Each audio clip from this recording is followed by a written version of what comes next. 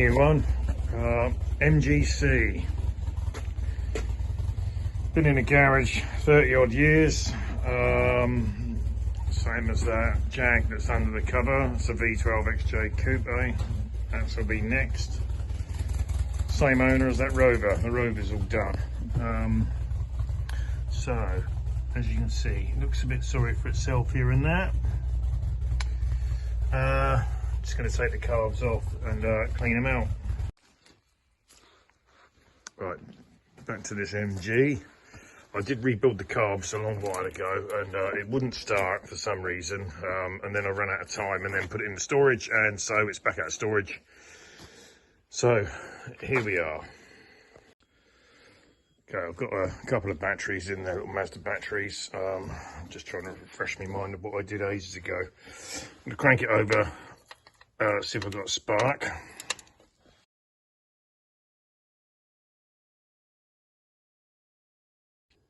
Do it again.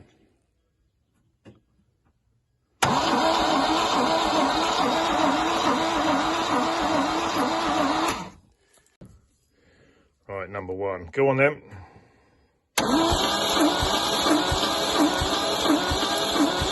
Stop. Right, 100. Right, go in. Number two.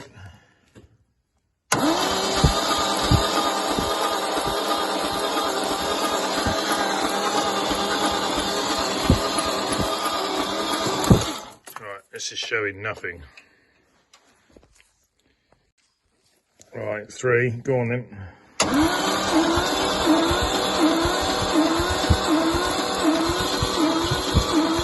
It's pathetic. Stop. Right, the needle's going. Right, 4. Go on.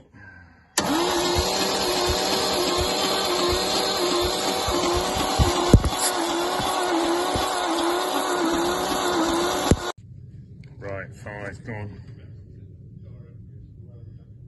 Go on.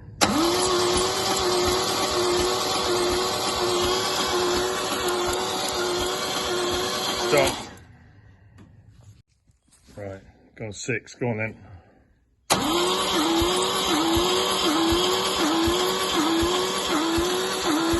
Right. Okay, after it now, I don't remember what it was last time. Yeah, 0 compression. I think the valves have got a patina on them, or sticky valves or something.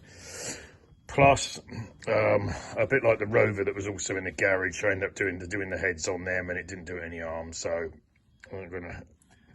Seems a bit extreme, but I'm going to do the head gasket, take the head off, lapping the valves, and because I like playing with cars anyway, so, and the power's off, so got nothing else better to do.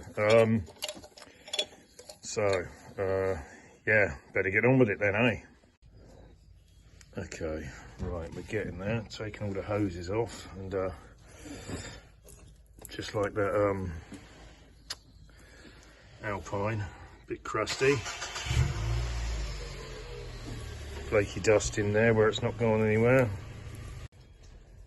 Right, just it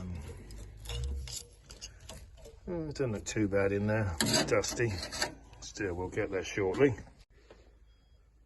Right, okay, right, we've undone everything, so let's see if we can, these things weigh a ton. Got it? Yeah.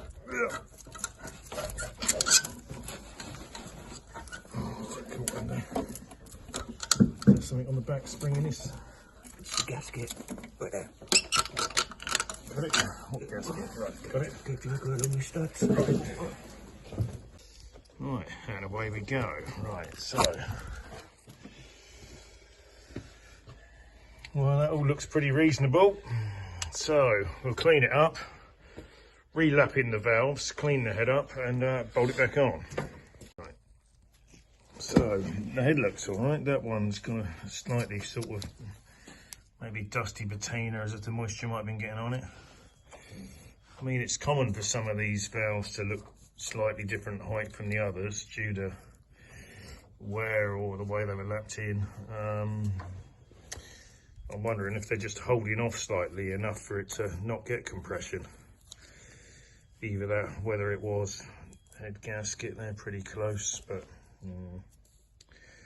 I don't know. Still, it's off now, so we're going to lap the valves in, tidy up the head, and oh, that's a bit stuck.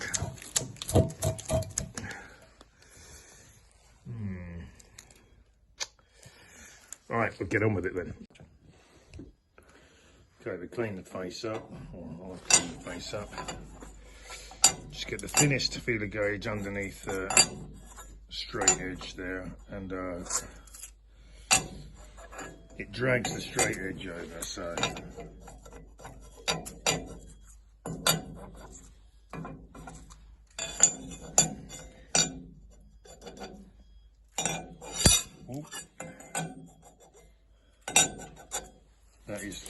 that's the thinnest one I could find. I think it's a 015.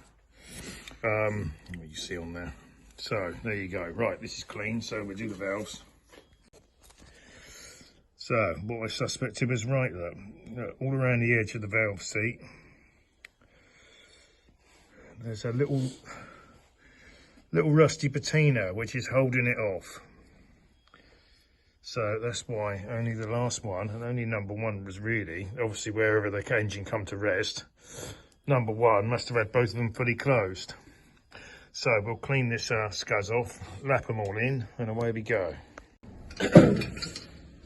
Right, I've cleaned all the faces up, stripped the head, cleaned the faces, just dress the valves around like that, clean the faces, and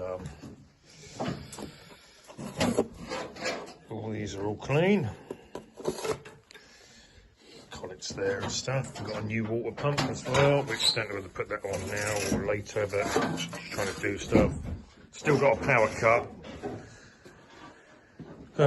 Yeah, all dark in here, so I don't think I'm going to get the roller on at the weekend. Alright, just did a leak test. Old petrol in there.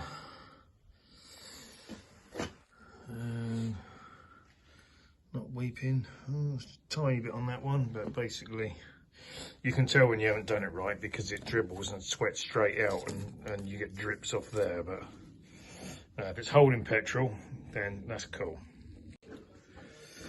And I've said it in other videos, a lot of what you pay for in this classic car work is cleaning stuff. Something that can take a lot of time to clean up faces. Anyway, ready, put the head gasket back on. Although it looks symmetrical, they are normally marked top. Just a quick thing on the inlet manifold. Got this sort of overflow drain pipe, and the one on the left was broken off, so I'm just going to solder a little bit of brake line to it because it's better than nothing. So if it drips, any excess petrol won't go over the exhaust manifold.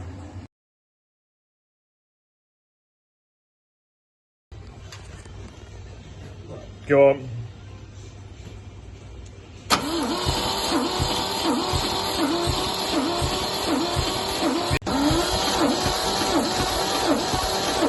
Yep, stop. Go on in, number 3. Yeah, stop. Go on in. Yeah, stop. Go on in, number 5.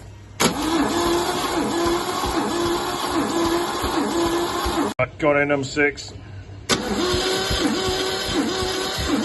good stuff. See, all 150 across the board. Well, 140 or something, I think, on number 1. So, right, we'll try and run it. Right, we're nearly there, but he told me he did a load of maintenance on this car before it was put away, which we'll see in the later videos. But yeah, the oil's clean. Right, we have fuel then. Right, okay, try it then.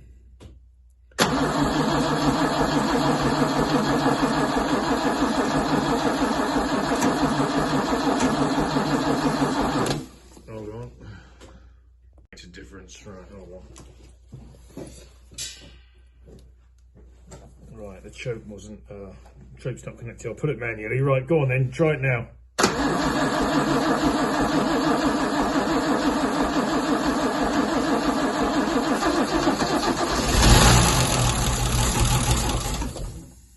Right, and again.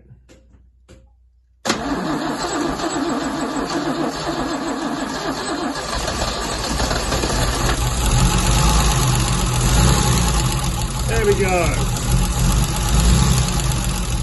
First time in about 33 years, I think it was.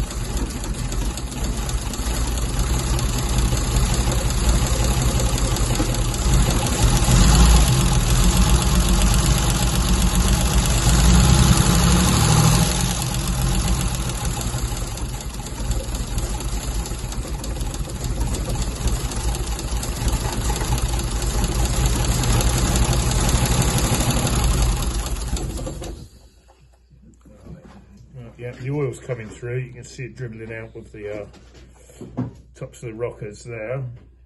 But bear in mind, it's got no water in it, so I will, when I get the water pump, gasket and stuff, and hoses for the rad from the owners club, I will fit all that back up, put some water in it, and we can run it for a bit longer.